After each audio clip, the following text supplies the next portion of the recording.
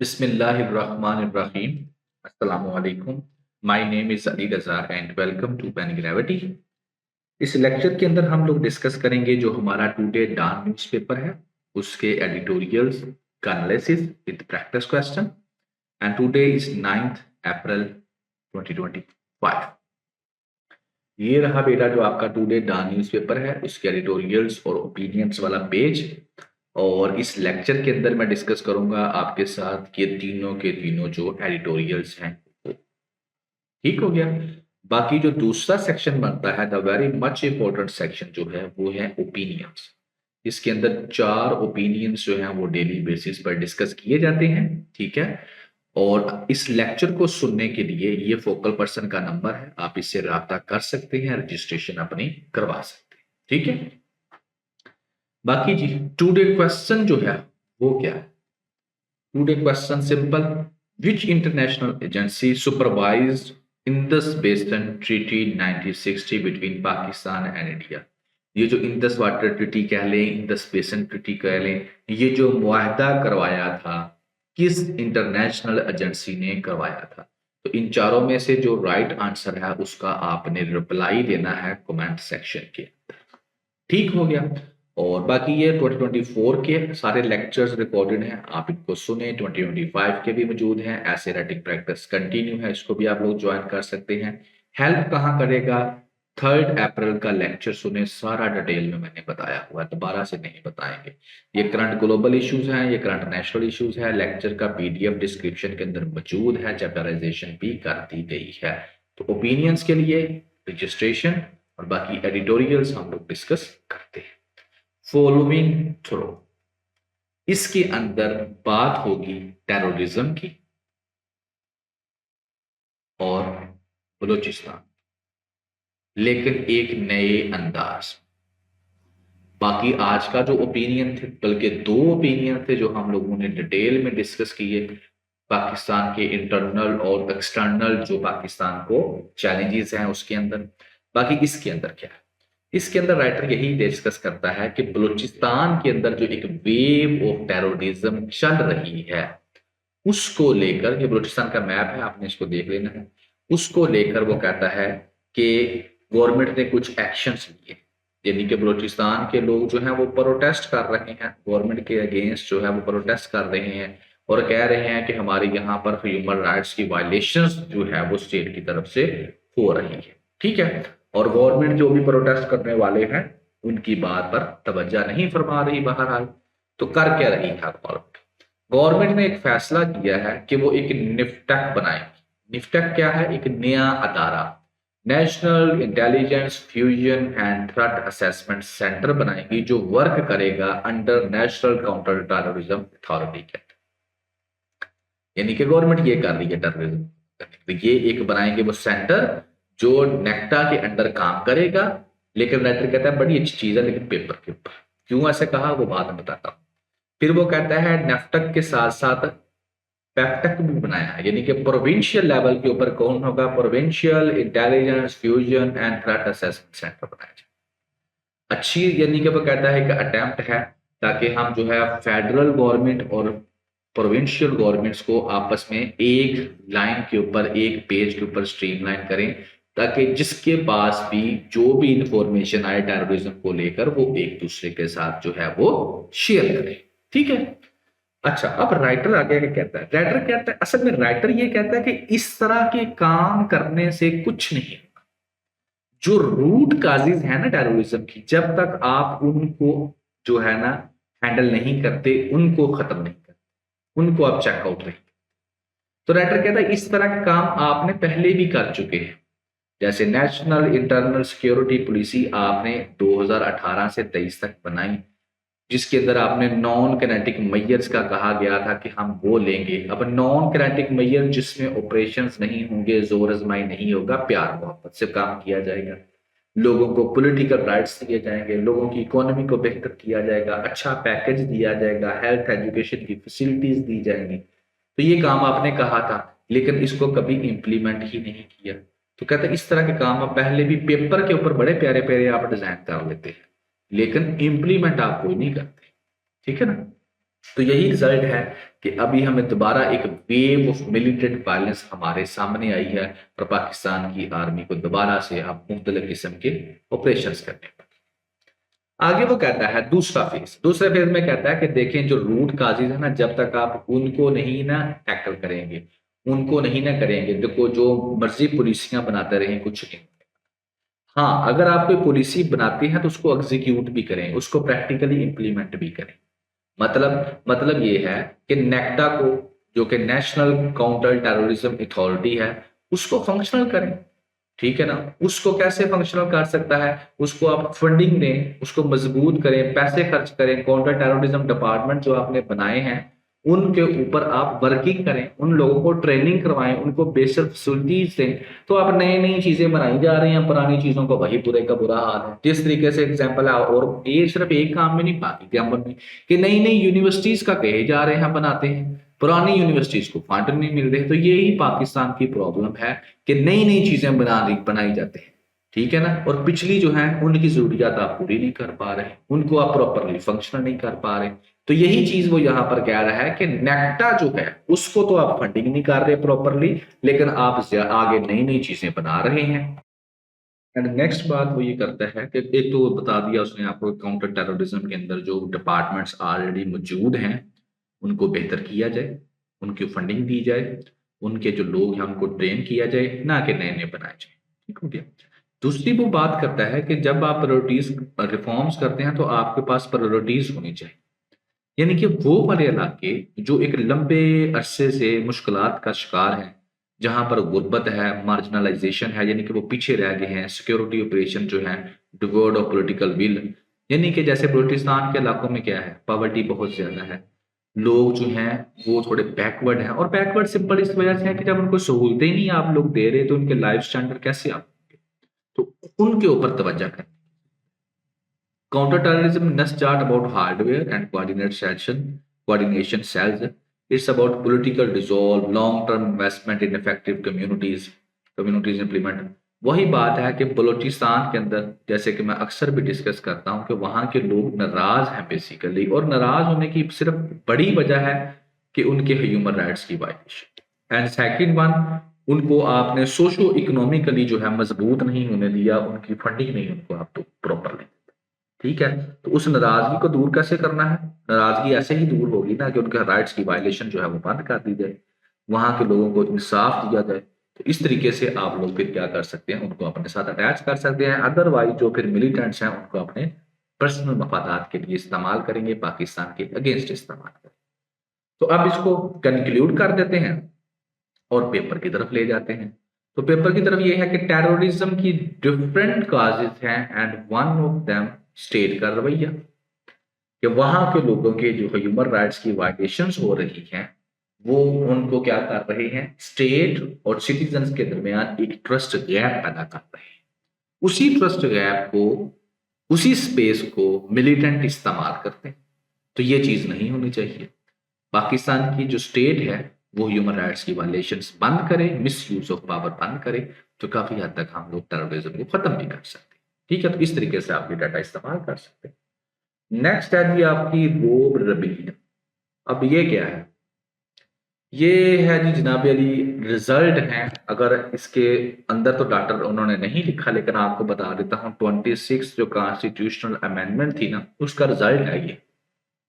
Result क्या निकला है, रिजल्ट ये निकला है कि इस्लामाबाद हाई कोर्ट के जो जज साहबान हैं, जस्टिस साहबान हैं, उन्होंने सुप्रीम कोर्ट के अंदर एक पिटीशन दायर कर दी है, और उस पिटीशन में ये कहा गया है कि इस्लामाबाद हाई कोर्ट का जो एक्टिंग चीफ जस्टिस लगाया गया है, वो बंदा जो है बाहर से ट्रांसफर होकर आया है और उसको एक्टिंग चीफ जस्टिस लगा दिया।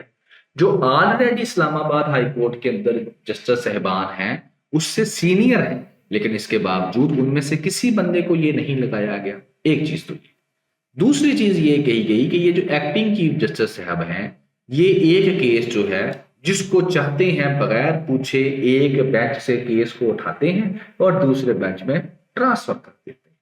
तो ये मिस यूज ऑफ पावर कर रहे हैं। अब ये चीजें पहले नहीं थी, लेकिन ये चीजें इसके बाद अब लीगल हो चुकी, और इसी को लेकर वो कोर्ट में केस लेकर गए हैं। अभी आपको एक्सप्लेन करता हूं, पहले स्टोरी सुन लें। इस्लामाबाद हाई कोर्ट के अंदर जो है कुछ जजेस साहबान थे, पिटिशन फाइल किया, उनमें से 5, ठीक है ना, चीफ जस्टिस जो उनका एक्टिंग चीफ जस्टिस है उसकी अपॉइंटमेंट के ऊपर और सीनियरिटी लिस्ट के ऊपर, जो मैंने आपको बता दिया। उसके अलावा जो है चीफ जस्टिस साहब जो है जब चाहते हैं बेंच वगैरह जो है ट्रांसफर कर देते हैं केस एक से दूसरे को, तो ये गलत बात है। अब राइटर यहाँ पर कहता है, बताता है आपको कि 3 जज जो हैं हाई कोर्ट के वो यहाँ पर ट्रांसफर हुए हैं इस्लामाबाद हाई कोर्ट में दूसरे हाई कोर्ट से। ठीक है, आपको पता है एक सूबे के अंदर एक ही हाई कोर्ट होता है, यानी कि पंजाब का कौन सा है आपको पता है, लाहौर हाई कोर्ट है। ठीक है ना, इसी तरीके से सिंध का एक है, इसी तरीके से बलूचिस्तान का एक है, केपीकी का एक है, इस्लामाबाद का एक। ठीक हो गया। तो बाकी सूबों से 3 जज कोर्ट से 3 जो आपके जस्टिस साहबान है उसका ट्रांसफर किया जाता है कहां पर, इस्लामाबाद हाई कोर्ट में। उन तीनों में से एक बंदे को एक्टिंग चीफ जस्टिस लगा दिया जाता है।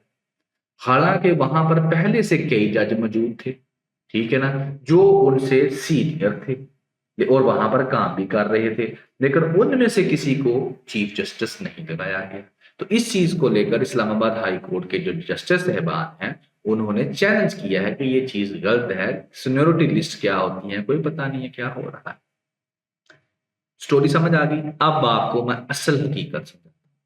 असल हकीकत बेटा है 26 कॉन्स्टिट्यूशनल अमेंडमेंट। इस कॉन्स्टिट्यूशनल अमेंडमेंट के अंदर सबसे पहला काम यह था कि चीफ जस्टिस ऑफ पाकिस्तान, इससे पहले वो वाला बंदा लगाया जाता था जो मोस्ट सीनियर जस्टिस होता था सुप्रीम कोर्ट का। गवर्नमेंट की उसके अंदर कोई मदाखलत नहीं होती थी, वो ऑटोमेटिकली जब पुराना बंदा रिटायर हो जाता था वो चीफ जस्टिस ऑफ पाकिस्तान बन जाता था, जो मोस्ट सीनियर होता था। लेकिन इस अमेंडमेंट के बाद अब गवर्नमेंट जो है ऊपर वाले जो 3 बंदे हैं उनमें से जिसको चाहेगी चीफ जस्टिस ऑफ पाकिस्तान लगा देगी सीनियोरिटी में से, जरूरी नहीं पहले वाला। और इसका इस्तेमाल करते हुए उन्होंने तीसरा जो बंदा था उसको चीफ जस्टिस ऑफ पाकिस्तान लगाया।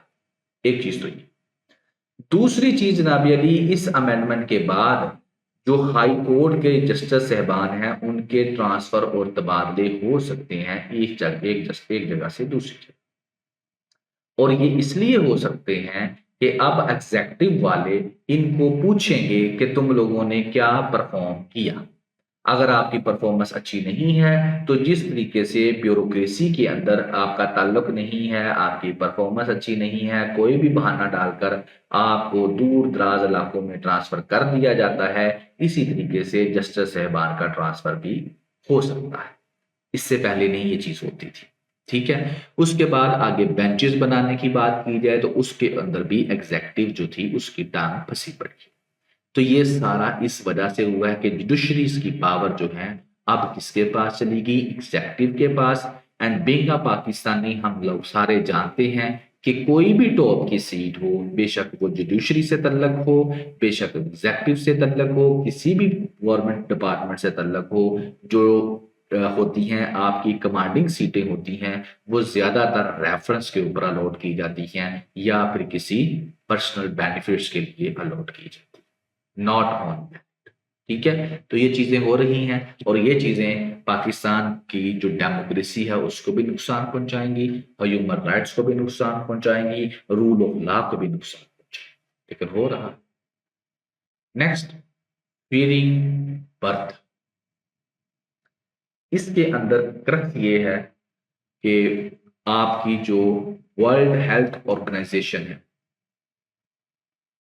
ठीक है ना, वर्ल्ड हेल्थ ऑर्गेनाइजेशन इससे पहले क्या होता था, फंड्स वगैरह देती थी और उन फंड्स का इस्तेमाल किया जाता था पाकिस्तान के हेल्थ सेक्टर के अंदर। तो अब WHO आपको पता है जब से ट्रंप आया है तो इन फंड्स की कट लग गया है, कम हो गए हैं, काफी कम हो गए। ठीक है, अब जब कम हो गए हैं तो जो हेल्थ का सेक्टर है वो मुतासर होगा जब पैसे नहीं आएंगे। तो इसी चीज को लेकर WHO ने पाकिस्तान को कहा है और साथ में जो पाकिस्तान के अंदर दूसरी ऑर्गेनाइजेशंस काम कर रही हैं उनको कहा है कि भाई टाइमली एक्शन ले लो। आपके मुल्क के अंदर जो नए बच्चे पैदा होते हैं उनको और जो उनकी माएँ होती हैं उनको बहुत ज़्यादा थ्रेट होता है। और अगर तुम लोगों ने टाइमली एक्शन ना लिया तो बहुत सारे जो बच्चे नए पैदा होने वाले हैं वो फौत हो जाएँगे और उनकी माएँ भी फौत हो सकती हैं। क्योंकि इससे पहले ये नंबर बहुत हाई था, लेकिन डब्ल्यूएचओ ने अपने फंड्स का इस्तेमाल करते हुए एक अच्छी खासी अमाउंट जो है वो खर्च की मेडिकेशन के ऊपर, जिसकी वजह से ये जो नंबर है कुछ हद तक कंट्रोल हुआ। लेकिन अब चूंकि डब्ल्यूएचओ है उसकी फंडिंग को कट लग गया है, अब वो पैसे खर्च नहीं कर पाएगी, अच्छी हेल्थ फैसिलिटीज नहीं दे पाएगी। तो ये अब जिम्मेदारी है पाकिस्तान की और पाकिस्तान के अंदर जो ऑर्गेनाइजेशंस हैं उनकी, कि वो अब उस गैप को फिल करें। अदरवाइज पाकिस्तान के अंदर a number of not 100 1000 of women and new born children will die. ये है इसके अंदर लिखा। लिखता क्या है, एड का जो डब्ल्यूएचओ थी उसकी एड को कट लग गया, उसने अलार्म बजाया है पाकिस्तान की माओ और नए बच्चों के लिए। ठीक है ना। ग्लोबल और नेशनल एसोसिएशंस को कहा है कि हेल्प करें पाकिस्तान की माओ और बच्चों के लिए। ठीक है ना। अब हो क्या रहा था, पाकिस्तान का तीसरा रैंक है, टॉप 10 के अंदर पाकिस्तान आता है। टॉप 10 में तीसरा नंबर है, जहां पर सबसे ज्यादा माए नई जो नई माए बनती हैं वो, या पैदाश के दौरान जो माओं की डेथ होती है वो, या नए बच्चों की जो डेथ होती है वो। और स्टिल्स बर्थ होता है बेटा, वो वाले बच्चे जो पैदाइश से पहले 7 महीने का, 8 महीने का या 6 महीने का, पैदाइश से पहले अपनी माँ के पेट के अंदर ही जिनकी डेथ हो जाती है उसको हम लोग कहते हैं स्टिल बर्थ, यानी कि वॉर्म के अंदर ही जो है उनकी डेथ हो जाती है। तो इनका नंबर काफी है। ठीक है ना। तो डब्ल्यूएचओ ने गवर्नमेंट को कहा है कि तवज्जो देने की जरूरत है। 675 जो 1 मंथ ओल्ड बेबीज हैं और 27 जो माएँ हैं वो डेली पाकिस्तान के अंदर इस चीज का शिकार होती है। अगर हम लोगों ने टाइमली एक्शन ना लिया तो 1 साल के अंदर पाकिस्तान के अंदर 9,800 माएँ, 2,46,300 नए बच्चे और 1,90,000 स्टिल बर्थ बच्चों की डेथ हो सकती है अगर हमने टाइमली एक्शन ना लिया। मैटरनल मोर्टेलिटी रिपोर्ट क्या कहती है, वो कहती है 2000 और 2023 के अंदर ये नंबर कम हो गया, 40% तक कम हो गया था, क्योंकि हेल्थ की फैसिलिटीज अच्छी प्रोवाइड की गई थी। लेकिन फिर भी 2,60,000 औरतें जो है 2023 के अंदर उनकी डेथ हुई थी। यानी कि one expected mother perished average 2 minute, हर 2 मिनट में एक माँ जो है उसकी डेथ हो रही है पाकिस्तान में, जो माँ बनने वाली होती है। तो गवर्नमेंट जो है उसको चाहिए कि वो हेल्थ केयर रिफॉर्म्स के साथ साथ ट्रेनिंग प्रोग्राम शुरू करे, जिसके अंदर जो मिडवाइफ्स हैं, जो दाइयां हैं, जो अक्सर जो गाँव के अंदर वही आपको पता है डिलीवरी वाला काम करती हैं, तो उनको क्या किया जाए, उनकी ट्रेनिंग की जाए ताकि जो है बच्चों की डेथ रेट जो है, माओ की जो डेथ रेट है उसको कम किया जाए। इसके अलावा मेडिकल सप्लाई और सेफ्टी इंश्योरेंस भी की जाए। तो ये डाटा बेटा आप लोग हेल्थ के लेक्चर अपना टॉपिक के अंदर इस्तेमाल कर सकते हैं। बाकी ये फोकल पर्सन का नंबर है, इससे आप लोग राब्ता कर सकते हैं। ये हमारी वेबसाइट है, इसको आप लोग विजिट कर सकते हैं। और आप लोग जो है इंग्लिश ऐसे राइटिंग प्रैक्टिस के अंदर जो है रजिस्ट्रेशन करवा सकते हैं। The most important one, opinions के अंदर आप लोग रजिस्ट्रेशन करवा सकते हैं। And at least listen 1 time जरूर रजिस्ट्रेशन करवाएं। इंशाल्लाह you will learn many many new thing in 1 month. और बाकी थैंक यू वेरी मच। अगर मेरी जिंदगी रही तो नेक्स्ट लेक्चर में फिर हाजिर होंगे, तब तक दुआओं में याद रखिएगा। अल्लाह हाफिज।